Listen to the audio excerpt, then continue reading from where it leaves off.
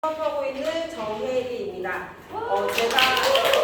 감사합니다. 제가 준비한 강의는 Y 영양제의 하버드 음식 피라미드이고요.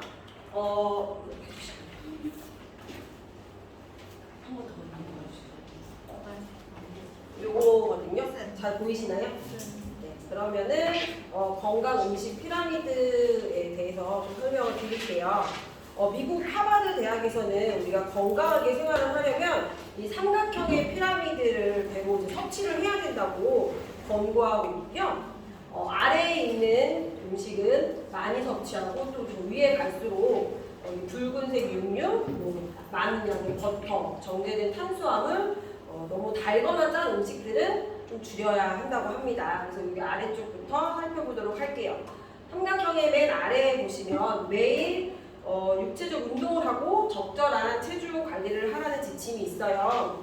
이거 되게 아주 매우 중요한 지침인데 현재 한국인의 사망 원인 1위가 암이고 그리고 2위와 3위가 뇌졸중이나 심장병 같은 심혈관 질환이거든요. 그래서 한국인의 3명 중에 2명 정도가 암이나 심혈관 질환으로 사망을 하게 되는데 이 두 가지 질병 즉 암과 심혈관 질환의 두 가지 모두를 예방할 수 있는 방법이 매일 육체적 운동과 적절한 체중 유지입니다. 그래서 매일 운동과 체중 조절을 하시는 게 좋고요. 피라미드 이제 2층에 가보시면 매 끼니마다 식사 먹기를 권장하는 음식들인데요. 오른쪽에 보시면 정제되지 않은 탄수화물, 잡곡밥, 현미밥, 통밀밥, 오트밀 이런 등이 있고 가운데는 식물성 기름, 콩, 옥수수, 해바라기, 올리브, 땅콩, 카놀라유 등이 올라가 있습니다. 정제되어 있지 않은 곡물이 우리 몸에 좋다는 것은 다 알고 계실 텐데요. 그런데 이제 식물성 기름 섭취 부분은 한국인들은 그대로 받아들여서는 안 되고 한국인들 같은 경우는 콩기름이나 옥수수 기름을 조금 줄이시고 올리브유나 들기름 그리고 카놀라유 등을 더 많이 드시는 게 좋아요. 그리고 이제 2층에 보시면 채소와 과일이 있는데 한국인의 경우는 주로 이런 거를 나물로 섭취를 하는데 채소나 과일에 알록달록한 껍질이나 씨앗을 포함해서 하루 5접시는 섭취하는 것을 권장하고 있고요. 그 다음에 씨앗과 견과류 보시면 땅콩, 호두, 잣, 밤, 콩으로 만든 음식을 하루에 1회에서 3회 섭취하라고 권장을 하는데 견과류 같은 경우는 불포화 지방산이 있어서 몸에 좋은 성분들이 많이 있지만 또 이걸 너무 많이 먹게 되면 칼로리가 높아서 뱃살이 늘어날 수 있으니까 하루에 밥 숟가락으로 한 숟가락에서 3숟가락 정도만 드시는 것이 좋고요.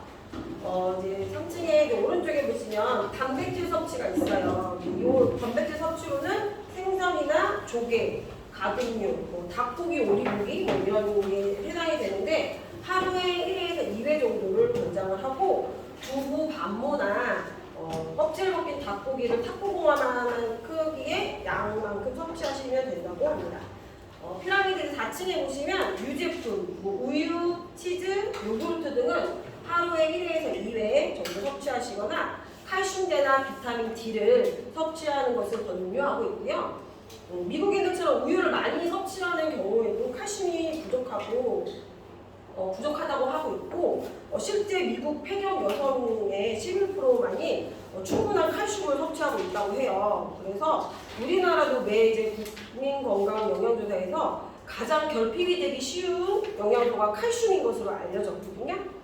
그리고 피라미드의 가장 5층에 있는 제한한 음식으로는 이제 붉은색의 육류, 버터, 정제된 곡물, 백미나 흰빵, 국수, 그다음에 파스타, 감자, 케이크 등이 있는데 이 음식들이 또 너무 미워할 필요는 없어요. 저희가 튀긴 감자는 몸에 좋지는 않지만 또 삶은 감자 같은 경우는 혈압에 도움이 되는 칼륨이 성분이 풍부해서 감자 자체가 그리 나쁜 음식은 또 아니라는 뜻이고요. 그래서 5층의 음식은 너무 많이 먹으면 안 된다라고 생각을 하시면 될 것 같아요. 그런데 이렇게 매일 섭취하시는 분들이 얼마나 계실까요? 그래서 경제적, 시간적인 문제도 이렇게 매일 드실 수는 거의 없죠. 그래서 건강식 피라미드에는 이제 추가적으로 권고사항이 있습니다.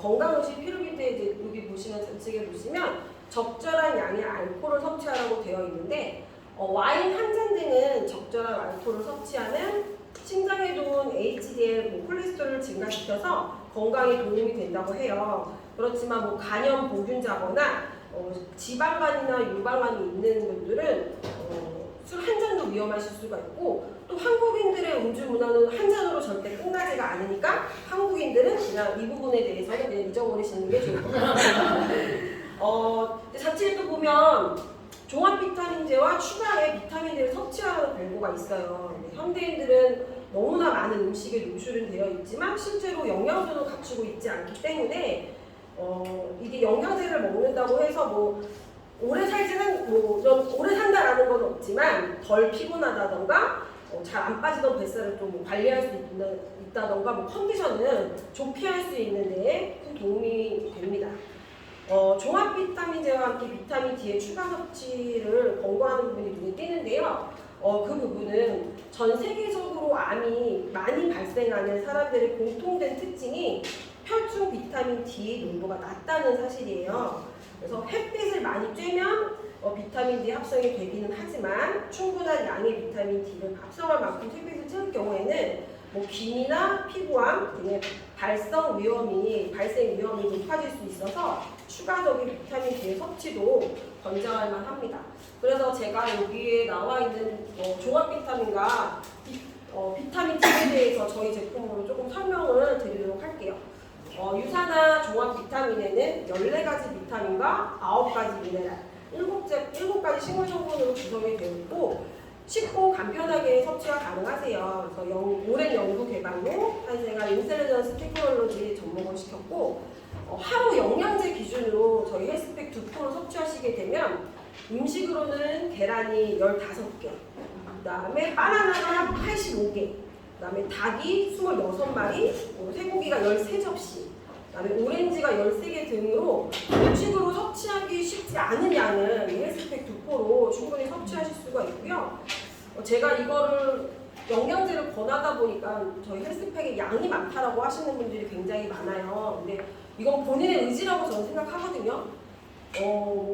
그게 많다라고 하지만 거의 제가 한 알, 두 알로 되어 있는 종합 영양제는 많은데 왜 유산화 제품은 너무 많냐라고 물어보실 때 한두 알은 거의 합성일 가능성이 커요. 그리고 제가 예전에 에스더 박사님의 강의를 봤을 때 하루에 호두알 정도의 알만큼의 영양제를 먹어야 된다고 하거든요. 그러면 호두알 정도면 5개 정도는 돼야 된다고 해요.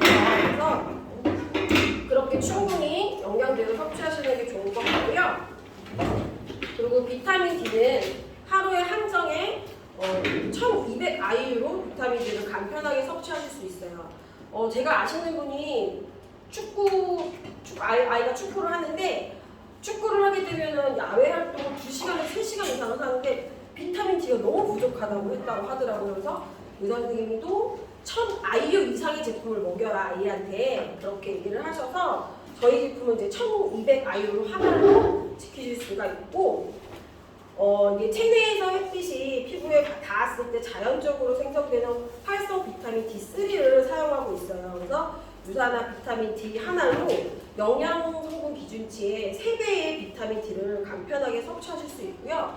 그리고 제가 아는 지인 중에는 아이가 이제 초등학교 입학한 친구였는데 비타민 D 그러니까 먹으라고 병원에서 얘기를 해서 너희 비타민 D, 유산화 비타민 D는 어때? 이렇게 물어봐서 씹어 먹을 수가 있냐? 알약은 먹지 못한다고 제가 그 자리에서 바로 씹어 먹어봤는데 무맛이에요. 아무 맛도 나지 않아서 그냥 한두 번 씹으면 넘길 수가 있거든요. 그러니까 어린 아이들부터 이제 다 전 연령이 비타민 D를 꼭 섭취하시기를 바라겠습니다. 이상입니다.